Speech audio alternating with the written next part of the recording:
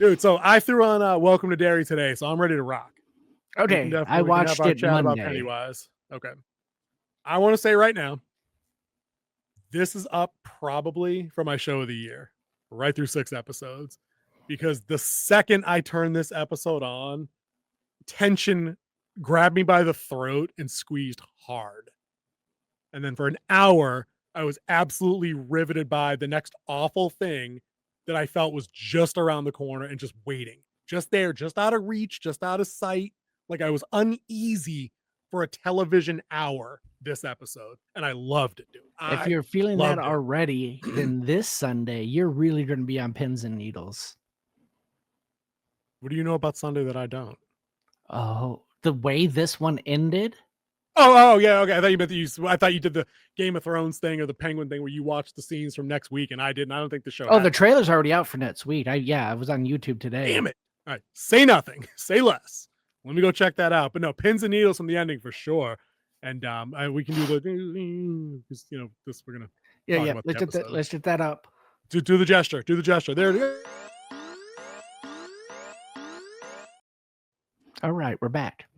Every time we do that, they can't see us doing this though, and you looking like a psycho and shaking your head. We don't have to stay on camera. Just saw me doing it before it went on. Yeah, it was like a frame and a half, dude. But the episode ends in a spot where you're thinking blood's going to be on the floor in like the next 10 seconds. We'll get to that. You felt that it was building towards that, especially after you had the not clan meeting. Maybe the not clan meeting where the former not sheriff showed up and was like, I ain't going to do shit, but I'm also not going to tell you guys not to do shit. Yeah. You mean that whole thing? Dude, the only thing missing from that last scene were the fucking hoods. Like literally the only thing missing from that were the hoods. And they did the tasteful what's his name? I was thinking Dave Chappelle's skit. I know the one you're talking Bisbee, about. My power. Yeah. I know the one you're talking about. That would have been funny, but it would have changed the tone of the episode. Yeah. That would not have worked. Because I don't think there was a single chuckle moment anywhere in 60 minutes of this episode. No, there was a cute moment. And then there was my nitpick Richie moment. And Marge. Yeah, Richie and Marge. Richie and Marge. That was nice. That was all right. I like where they're going with them too. And I feel like those two characters, just as an aside, they're necessary for each other, because I feel like if they didn't have that kind of connective tissue going, then they're just extra weight. So like they're each just the best friend that we didn't need. Do you know either of their last names? Oh, dude, they've said Richie's. And I think the patty cakes have said Marge's last name, and I think a doctor said it when we see Marge in the hotel room after the eye injury. I think they've been spoken aloud. I don't. You mean the hospital room? Did I say hotel room again? You did. You said hotel room. Damn, who goes to the hotel to get medical treatment unless you're John Major Wick? Ocular injury. Yeah. I don't know. Clayton Bigsby. Thank you. Yeah, Clayton Bigsby. That's it. Yeah, dude. Those two. What were you gonna say about those two characters about the last names? Why was that? So the reason why I want to know their last name is like, who are they the parents of in the movie? Oh, down the line. Yeah. Maybe nobody. Not everything needs to connect. This isn't Star Wars. They don't need to be Palpatines. They don't need to be Richie Palpatine. But it somehow everything in Stephen King connects. And this show has actually done a pretty good job of putting that kind of connective tissue out there. Like that was pretty. Like you were explaining the stuff that connected to like Dr. Sleep, Marge Truman and Richie Santo. I don't remember Santo anywhere. Yeah, but they've connected the Dick Hallorann thing. They've connected obviously other mentions of some of the other stories, which is nice. They connected Will to that's Mike's dad. Right. They believe that Lily is Barb's mother. The Oracle says there are rumors about who Marge's child is. What's that rumor? I'm down to talk about that because I can talk about the episode while we're pulling it up there. I like the opening, and I'm a big fan of bookends. You know this, right? Mm-hmm. So the two black and white flashback sequences here that set up the big reveal of what you dropped on me last week. That's what I was trying to call this episode. This episode was just a recap of what we covered on FrostCast last week. right. The fan information and theory that became actually real. Yeah, I was like, okay, that's that. The opening black and white will always work for me whenever it's set in like 40s, 50s institutions. I find that inherently chilling. It's always tense. Nothing good happens in those kind of hospitals in that decade. I had immediate flashbacks to when we covered Nightmare Fuel, Return to Oz, because it's the same thing. It's literally the same thing. It's a poor little girl with dark hair being led by a nurse down the hall. Instead of ECT, she gets brought to the basement. And nothing good happens in the basement at asylums. Nothing good. But when you hit me with the black and white, and the only thing that's colorized is the fucking balloon, yeah, W. Hard W right away. So here's the part that I didn't look up, and I want to know your thoughts on this. Shoot. You see Pennywise revert back to Bob Gray. Is that really Bob Gray stuck in him, or was he just playing her so he feeds him? Dude, I was hoping you had a better explanation, honestly, because I'm like, wait a minute, wait.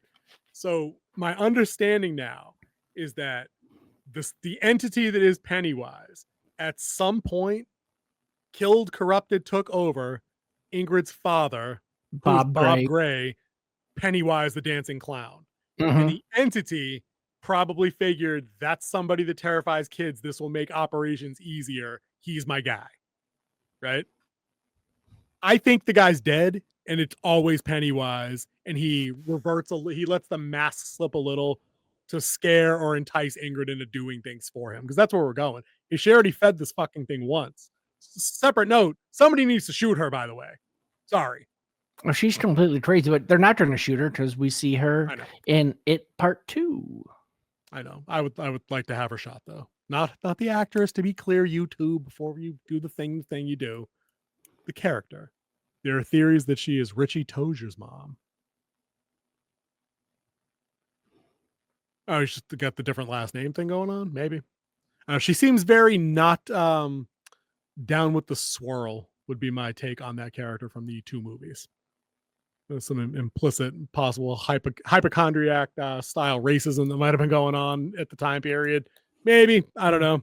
There's definitely some racism in the show, which is period specific. And I saw a random comment, dude, that gave a thumbs down to the show. It was on an unrelated article about, Pennywise power revealed or whatever.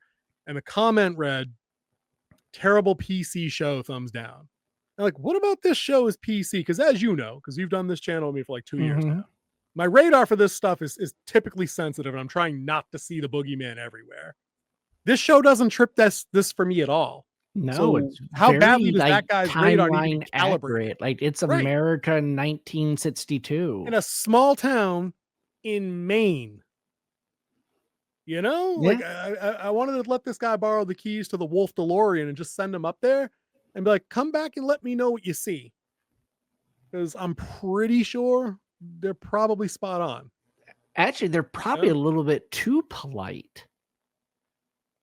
Well, I mean, they until the ending of this episode, they kind of have veered away from. And I didn't think this was the kind of show that's going to be dropping hard N-bombs on black characters in the street as they're walking by. Yeah. I didn't think that was going to be this isn't a Tarantino show. No, it's not. Go there. Oracle says Richie Tozier was played by Finn Wolfhard. Yes, and Bill Hader. Thank you for that trivia update. I appreciate that. Not sure why we had that random factoid dropped in there, but it was good. I did know that. But the beginning's solid. It teases you with the backstory that Ingrid has, and then you get the big payoff of what she's responsible for later near the end of the episode. So all that stuff is good. Lily is really good in this episode because right after we glazed her for an episode about she's stepping into her own, she's becoming the leader, this and that, she has herself a couple more psychotic breaks and basically ruins the group for an episode and kind of reels it back. But that's perfect because this is episode 6 of 8. This is on time. This is the point it's supposed to happen. What do you think of the group dynamic in this episode? Do you agree that it's heading in a good direction story-wise, or did you think this was too fractury too early? No, I think it was good because she needs to pull Ingrid out because she's the connection to that loop. So she needs to pull that out because at the end, they all have to come together. It all has to merge. And you're going to need Ingrid as Periwinkle. You're going to have Pennywise. You're going to have those group of kids. And somehow Leroy or Leon's going to be there, as well as Hallorann. They're all going to be there at the end where they're going to see this creature, and then I believe Leron, which is the major without fear, is trying to stop the Air Force from trying to capture this entity, and then it goes into hibernation. They're going to lose their chance. They'll lose it. Yeah, it's going to be an interesting road to see how they get there. I think the military stuff for me, it's not. I don't think it's wound up not being as compelling as I was hoping it would be. I hope they ratchet it up. And I think it's just because the last episode left me with such a sour taste on how Polly doesn't get out of the sewer. I don't want to spoil it specifically for any. I mean, we did the warning, but I won't say anything else. You know what I mean? It felt so dumb. And then they kind of doubled down on that in this episode where like we got Big Mike throwing hands at his kid, being like, I had to bury my I guess I just did the thing where I said I wasn't gonna do it. I had to bury my best friend. They're like, right, but it wasn't because of your kid, it's because you shot him. You know what I mean? And it's like, well, he was about to shoot his kid and he stopped him from shooting his kid. In the dumbest way possible, as we discussed at length last week. Like, you didn't need to body block the barrel of his rifle. You could have. You had options, Paul. You had options. Like literally any nudge of a degree would have thrown the shot off. You know what I mean? But they didn't go that route. The thing is, and I'm going to go back to this again. It was the Air Force, and they didn't have Gunny Sergeant Highway. If you want to go check out our Heartbreak Ridge review, Please is up. It's one of our favorite rewatched videos that we have. It has stupid amounts of watch time on it for some reason. Right before Can't Get Right, about to shoot everybody, he grabs the barrel and pulls it to the ground, making sure everybody was safe. Safest place to put it. Like, you pointing it up as a second option, but like the bullet's coming down somewhere. It's going to ricochet somewhere in the sewer. I mean, he had options, dude. He had options. And they went the dumb route, you know? Yep. But now everything that character does going forward is going to be like guilt driven from that exchange. And I'm like, I know it's story purpose, but it was executed so dumb. Executed. Hey. Peter Griffin laughed. It was executed so stupid that like everything now that the military does going forward, I'm like, I'm not going to care about as much. And even the stuff with like Hallorann in this episode was more of that. So while we're on the military, let's get on some things. Miss Charlotte, who is a major's wife, has no idea how the military works. She's like, you can meet me in Louisiana. It's like, no. He would be AWOL. The army or the military doesn't work that way. Nope. It's not an at-will employment situation. Yeah. You can't just up and quit. You can't do that. That's not a thing. And that follows the scene where the major lays it out for Hallorann and be like, listen, you're either going to do your sworn duty or you're leaving here in cuffs. Oh, get some rest. Yeah, get some rest. What I'm saying? That was all right. But like, I think that it's the my interest in the show has shifted specifically now to how the kids are going to reconcile their not losers club dynamic. That's more of what I want to see. I was hoping there was more spy stuff, more espionage stuff, but they resolved all that way early. So then I was hoping more of the pursuit of the creature thing might be better, but I don't see what else they can do now because their only option now is back to the sewer. And I don't need that from 3 different groups. You know what I mean? I don't know. I think I'm. And whatever happened to Danny? Who the hell's Danny? Danny was the guide who dropped the shard. It's in the sewer somewhere. I don't know. Maybe he turns up in whatever episode happened 7. to Danny? That's just left out there. He did run away. Is it implied that he died? Taniel. That's right. Taniel. That's right. Yeah. I know who you meant. The guide. Where did Tanny go? Where did Tanny end up? Did I bet he reappears with his aunt in the next episode and he gives her what happened down there? Because she's not in this episode at all. Like, there's no debriefing for like their side of things, you know? So I mean, hopefully they resolve that. I'd like to know. That's probably something. That's maybe he's dead. It's a trick Pennywise pulls again later to mess with them. Oh, I got him. I'm hit. Yeah, because his major escort just opened fire on him with the 9mm that had no, like the endless bottom clip. 9mm. The Stormtrooper bottomless mag 9mm. Well, dude, you fired 46 times and hit nothing.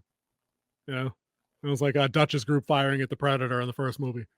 We hit nothing. Like it was that. Yeah, that was kind of embarrassing, but that didn't happen in this episode. This episode showed us a lot of stuff. We had a lot of character growth here. Marge with big character growth for a supporting character late in the game in the cafeteria. I thought that was pretty good. That was good. That was a chuckle out loud moment for me. But that was solid. Where she's got the patty cakes, or trying to ride her a little bit because she's eating lunch with Richie, losers club, and like make a choice. Like, what table are you sitting at? And the rest of the people sitting there just catching strays. Like, Yep. come on, man. There was that one kid in like the mid background who like is looking up like you he's all talking terrified to? of the patty cakes, right? Like, come on now. But then she goes full losers club mode and puts them in a place. I thought she was gonna kill that one girl, like the one that starts choking. I'm like, oh snap, they're actually gonna have like now her first act of having a backbone resulted in a death. Like, that's very Stephen King. They didn't go that route though. No. Sadly. One of the cakes could have bitten it. I would have been all right. But yeah, the fear factor on this show works. Anytime they cut into the sewers, also, hey, Lauren's here. Lauren, she's a freak too. Dude, definitely. But it works. These kids all have their quirks. I think Lily interacting with Ronnie, it's going to start grating on my nerves if they don't rectify or resolve that relationship soon. Like, there's only so much bickering I'm good for in any series. And I think I'm approaching my limit for them. What do you think about them two being the founding members of this group, and they're the ones that are fractured and not on the same page at all? Like, where are we at? Does any of this make sense? Technically, if we want to draw it all the way back, Maddie and Lily actually founded this group. Fair. Well, that's fair. Because that she brought up the other two dudes. No, she joined the other two dudes as they were already part of that. The other two guys who got eaten. Yep. Lauren says brought up her true anchor colors, and that's why I'm going to hit her with the hashtag fraud in the chat.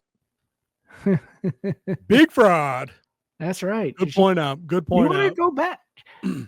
You crazy. Us.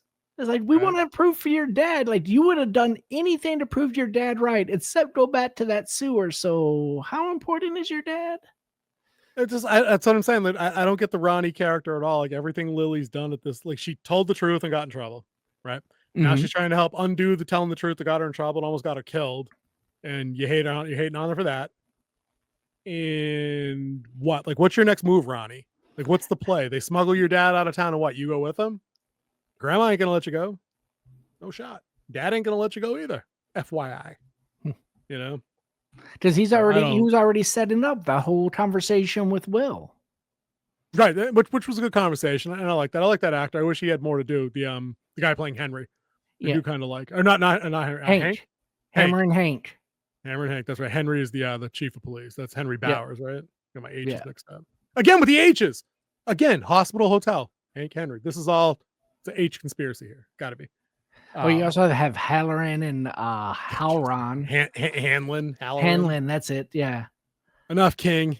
Like, enough with the alliteration. Like, get off the letter H. Not the other King, the guy that wrote it. You know what I mean?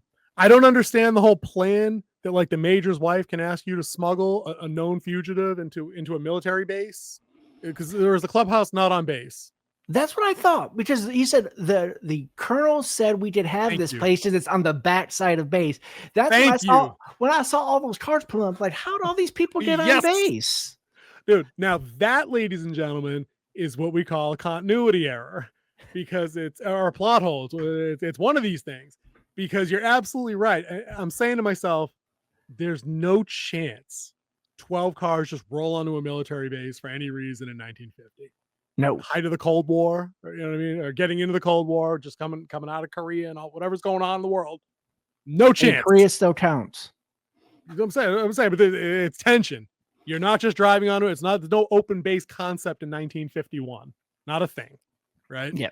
So, but even getting that far, so Hank goes to Ingrid, his lover, right? Yes. She contacts Charlotte Hanlon, known activist and political agitator, and got options and resources, freedom rider, all that stuff. And somehow they're able to transport this dude onto a military base, to the clubhouse, convince the other 3 airmen this is okay. Put him in the back room. Then, hold up, this is like some Joe Pesci, My Cousin Vinny shit. Then throw a party, have 50 other people, including civilians, come over, and then allow children in and serve them alcohol. Right? Which Air Force Coke, dude. Super weird. The taste of freedom, son. Taste of freedom. And all of this happens. So the number of people, even if I exclude the possibility that any of the party goers saw that door open and saw that dude who everybody knows who that is in this community, right? Freedom tastes weird, right? You've now introduced the fact that like 4 more kids know he's there, and kids are dumb. Sorry for all the kids listening. You guys are dumb sometimes. Kids are right? dumb. You talk, you blab, you say things. You don't get a brain until you're 25. It's a true fact. And then like 50% of people don't. But No, like, most of them don't get to the 30. And then 25% of those people don't. You know, there's numbers to back this up. But like, so the plan to keep this shit secret, keep it safe, Frodo Ring style, is stupid from the beginning. And that's only if you suspend enough disbelief to think that these career airmen already doing a job that's hard to do in a racist institution it is the Air would Force. be willing. I'm saying it's still 1952 and they're still black, right? 62. Like up against 62. like 62, 52, 147 doesn't matter. Still was probably pretty rough, right? Yeah, still rough. Are up against like a court martial and a firing squad if they got caught harboring a known fugitive for murder. But like, we're all in on this, right? And then the final and then is this crew tries to tell Dick what's going on. And he's like, leave me out. It's like, dude, you already saw the guy in the room. You're part of it now. You are now an accomplice to harboring the known fugitive. Like, how is this the play? Accomplice after the fact. Dude, you're still frying, dude. You're still frying. He ain't white. They're still cooking him. Fact. You know what I mean? It's like, I don't get this plan. I don't like, does a major's wife have that kind of pull with other people that aren't her husband? Is that a thing? Like, is that really something she could get done? Oh, like, you Halloran's wife could really have got touched done. the He's spot got right special there. privileges. So many, I will say, officers' wives do believe that they wear the same rank as their husband. Yeah, you've told me that. And they like to pull this very well. Do you know who my husband is? No, but I know how fast you were going. But like, in this context, does that rank offer that kind of privilege to the wife to say harbor the fugitive in this situation? That's what I'm saying. It's again, that aspect of this episode is so far out of bounds for believability. And we're talking about killer clowns from outer space. I get it. We are. That is we really are. Vomiting turtles and vomited the world and cosmic deities, right? It's still the bones have to work, man. The foundation needs to actually hold water for all the other disbelievable shit that comes up. And this singular thing doesn't make sense. And then they compounded it with the whole, like you said, where did all the racist guys come from in their pickup trucks, masks, and shotguns? Yeah. Like they drove onto the base. One, they're on base, and 2, they're openly carrying firearms onto a military base. I'm like, no. This is a big no. This does not happen. What the guy doing base security is? What rank was it? Like master at arms, master sergeant, whatever the fuck he's they a master. I got this job anymore. That's who he is. We're too fat. No, listen. If the first scene for episode 7 opens up and that guy's dead and his body's behind the guard shack, okay, cool, instant justification, sort of, but it's not.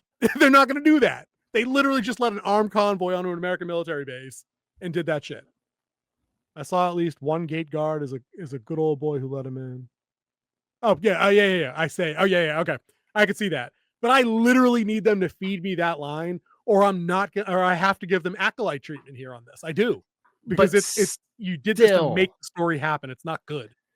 That guy will never see the light of day again. Because he's especially if it's going to happen exactly how we think it's going to happen, where guns are going to go pew pew real soon. And dude, those ones aren't going pew pew. Those ones are going boom boom. Yeah, those are shotguns. Those aren't pew type. Those aren't rifles. There wasn't handguns. Those were 12 gauges. Right. These were like we're going to blow your arm off if we shoot you with it. They were super subtle too about their messaging too, and I did want to give them some credit earlier on, like when they're putting the mob together and they're handing out the wanted posters and the guys are carrying open shotguns in the street and everything else. The last frame of that is like a bunch of young boys jumping in the back of a pickup truck, and the way the camera pulls back, it kind of pulls back over the American flag, covering all these dickheads with their shotguns. And I'm like, all right, see, that's messaging. I can digest that. That's fine. That's your commentary on the state of the country in 1960. Okay, fine. Like, I get that. You didn't have a character outright tell me in the face, we're gonna go get them hard N words. Like, no, I didn't need that. That was stupid.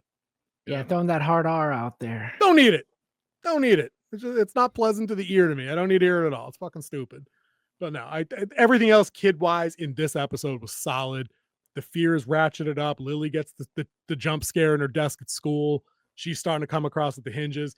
Everything Madeline Stowe does in this episode is priceless as old Ingrid.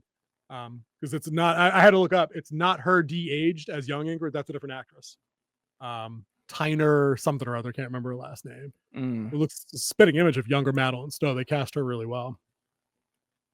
Yeah, this episode did great. I already said my nitpicks of one, Charlotte not understanding how the military works. Right. You come down, two, right? How did all these people get onto a military installation? Now, if they go back and they say that this is actually off base now and it's former part of the base, then we're okay. Then it's just a continuity. Then it's just a continuity problem at that point. So it's a plot hole as it exists right now. Yes, because there's no way they got onto that base with that much firearms, with that many people. It just it's not going to happen. 7 cars, dude. It was like 7 cars and like 15, 18 people come out. And they're all wearing masks in the cars. You know what I mean? Because they suited up on the way. That's right. Suit up.